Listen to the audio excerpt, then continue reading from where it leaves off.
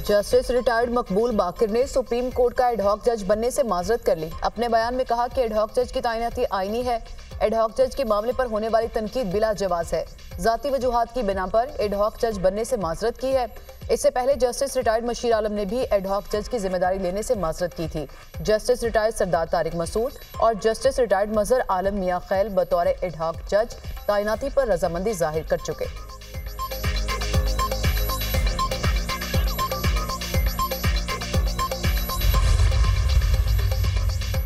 PTI के supreme court में ad hoc जजेस की तकर्री की मुखालफत अपोजिशन लीडर कौमी असम्बली उमर अयूब और opposition leader senate Shibli Faraz का जुडिशल कमीशन को खत लिखने का फैसला।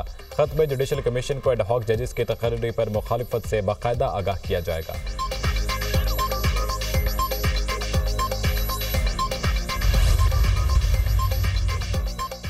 आईन एडहॉक जजेस की तैनाती की इजाजत देता है। जुडिशल सिस्टम की इस्लाहात के लिए आईनी तरमीम के हक में हूँ। वफाकी वज़ीर कानून आजम नज़ीर तारड़ की गुफ्तगू। कहा, आइन में तरमीम का इख्तियार पार्लियामान के पास है।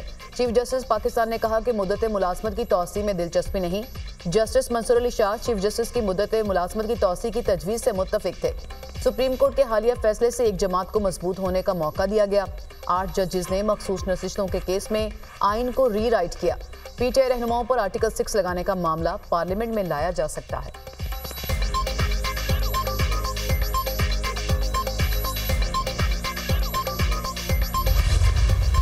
सुप्रीम कोर्ट में जो एडहॉक जजेस को लगाया जा रहा है, हम समझते हैं कि ये बदनीयती पे मुनहसर है। पाकिस्तान तहरीक इंसाफ 70% पाकिस्तानियों की तर्जुमान जमात है।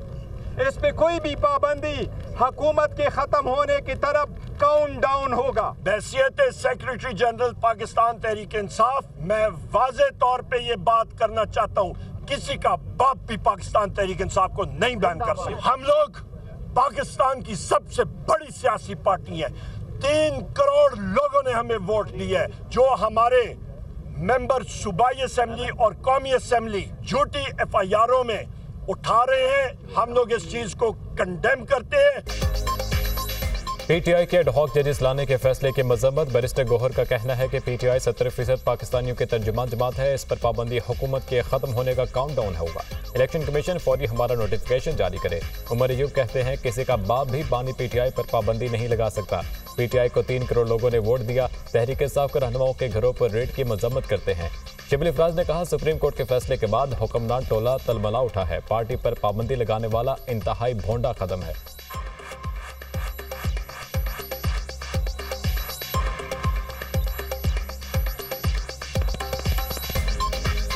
जब से सुप्रीम कोर्ट का फैसला आया है रिजर्व सीट्स के बारे में, तो ये जो हुक्मरान टोला है ये तलमला उठा है, ये बौखला गया है और उनको समझ नहीं आ रही कि क्या करें। जिस तरह से ये बातें हो रही हैं कि पार्टी को बैन करो, ये एक इंतहाई भोंडा कदम है।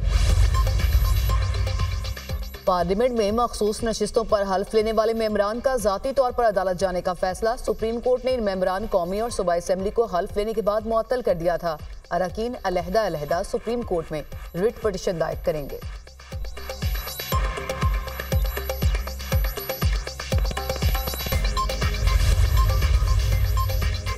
पीटीआई और सुन्नी तहत कौंसिल की पार्लिमानी पार्टी का मुश्तरका इजलास। तहरीक इंसाफ पर पाबंदी और बानी पीटीआई के खिलाफ आर्टिकल 6 के तहत कार्रवाई का हुकूमती फैसला यकसर मुस्तरद कर दिया।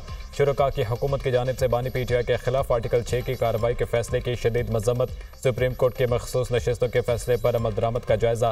पीटीआई के रहनुमाओं और वर्कर्स की गिरफ्तारियों पर भी बातचीत। इजलास के बाद तहरीक इंसाफ और सुन्नी तहत कौंसिल के अरकान पार्लियामेंट का एहतजाजी मार्च। बैरिस्टर गौहर, उमर अयूब, असद कैसर, जरताज गुल, हामिद रजा, राजा नासिर अब्बास और दीगर रहनुमाओं की शिरकत।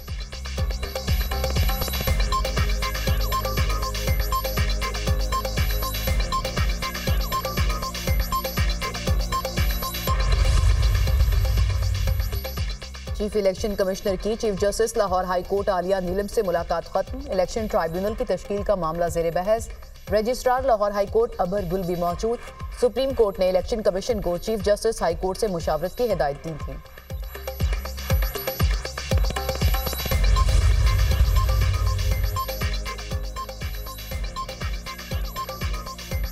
पानी पीटीआई और बुशरा बीबी का तोशाखाना केस में गिरफ्तारी के खिलाफ इस्लामाबाद हाई कोर्ट से रिजू। गिरफ्तारी गैर कानूनी है, रिहा करने के अहकाम जारी किए जाएं।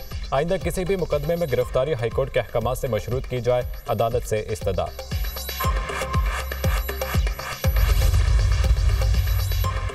तोशाखाना का नया रेफरेंस, बानी पीटीआई और बुशरा बीबी से तफ्तीश का चौथा मरहला मुकम्मल। नैब टीम ने मुल्जिमान से तोशाखाना तहाइफ के हवाले से तफ्तीश की। तफ्तीश में मुल्जिमान से तोहफे में मिलने वाले ज्वेलरी सेट से मुतालिक सवाल किए गए। नैब टीम ने तकरीबन 1 घंटा तक मुल्जिमान से तफ्तीश की। नैब ने मुल्जिमान का एहतसाब अदालत से 8 रोज़ा जिस्मानी रिमांड हासिल कर रखा है।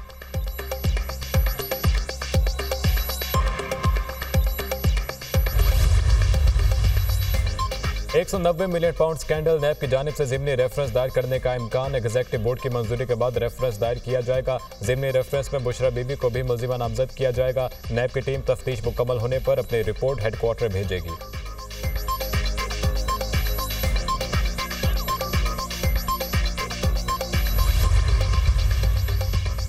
इस्लामाबाद हाई कोर्ट ने सनम जावेद की गिरफ्तारी गैर कानूनी करार देकर दरख्वास्त निपटा दी। सनम जावेद को मजीद किसी मुकदमे में गिरफ्तार नहीं किया जाएगा। वो आज़ाद हैं, अपने सूबे में जा सकती हैं।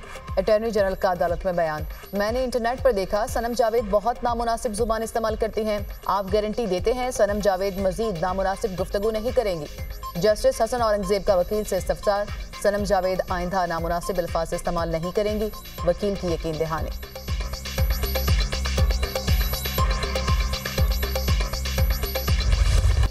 मखसूस नशिस्तों से मुतालिक सुप्रीम कोर्ट के अहकाम पर हतमी फैसला कल तक मौखर। इलेक्शन कमीशन का अहम इजलास खत्म। मखसूस नशिस्तों पर आज फैसला ना हो सका। इलेक्शन कमीशन का मखसूस नशिस्तों पर इजलास कल दोबारा तलब। सुप्रीम कोर्ट के हुक्म पर अमल दरामद से मुतालिक मुख्तलिफ पहलुओं का जायजा लिया जाएगा। Chief election commissioner Sikandar Sultan Raja Lahore से वीडियो लिंक के जरिए इजलास में शरीक हुए। सुप्रीम कोर्ट ने फैसले में कौमी असम्बली, KP, पंजाब और सिंध असम्बलियों में मखसूस नशिस्तें PTI को देने का हुक्म दिया। इलेक्शन कमीशन सुप्रीम कोर्ट फैसले के खिलाफ नजरसानी का हक रखता है। सुप्रीम कोर्ट के फैसले में 2 हल्फनामों से मुतालिक अबहाम मौजूद है। PTI का तंजीमी ढांचा नहीं है।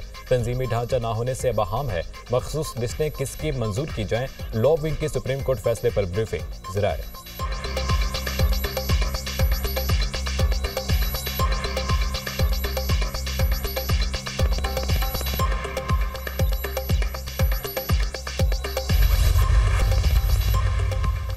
PTI के रुकने कौमी असम्बली मौज़म खान जतोई मंजर-ए-आम पर आ गए। मौज़म खान जतोई को मुजफ्फरगढ़ के थाना सदर पुलिस के हवाले कर दिया गया।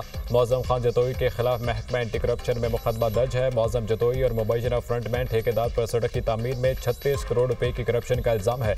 थाना सिटी मुजफ्फरगढ़ पुलिस ने MNA जमशेद दस्ती के खिलाफ मुकदमा दर्ज कर दिया। जमशेद दस्ती पर मुहर्रम उल हराम के दौरान पुलिस पार्टी पर हमला करने के इल्ज़ाम।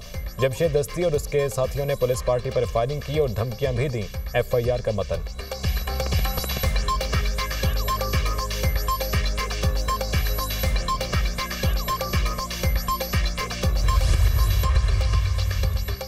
IPPs ने मुल्की मईशत को यरगमाल बना लिया। 2015 में लगाए गए दरामदगी कोयला से चलने वाले IPPs महंगी तरीन बिजली की सबसे बड़ी वजह। दरामदगी कोयले से चलने वाले IPPs फर्नेस ऑयल से भी दुगनी कीमत पर बिजली बना रहे। दरामदगी कोयले से उस वक्त 60 रुपए फी यूनिट बिजली पैदा हो रही है। कोयले से चलने वाले IPPs की कैपेसिटी पेमेंट सालाना 700 अरब रुपए तक पहुंच चुकी। 1320 मेगावाट के Sahiwal coal power plant, Port Qasim और हब पावर प्लांट दरामदगी कोयला से चल रहे हैं।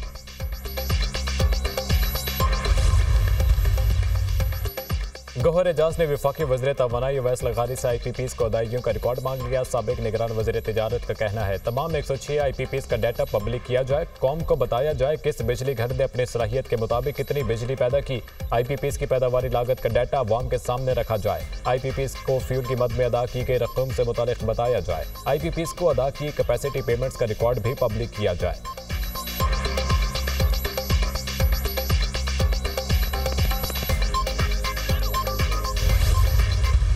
पाकिस्तान के पावर सेक्टर के ऊपर का जो कर्ज है हमारे ऊपर वो है 2.6 ट्रिलियन 2600 अरब रुपए। 2600 अरब रुपए सर्कुलर डेट है जो कि हमें अभी पावर कंपनीज को देने हैं। 34 रुपए में 8.5 रुपए टोटल हमें 8.5 रुपए की बिजली मिल सकती है। ये जो आप कैपेसिटी चार्जेस की मद में बिजली ना बनाने वालों को उनकी कैपेसिटी के पैसे दे रहे हैं, ये वो सब कुछ ऐड करके और जो चोरी हो रही है उसको ऐड करके, वो जो करप्शन हो रही है उसको ऐड करके जब आप बिजली का पी यूनिट बिल बनाते तो 34 रुपए का बनता है।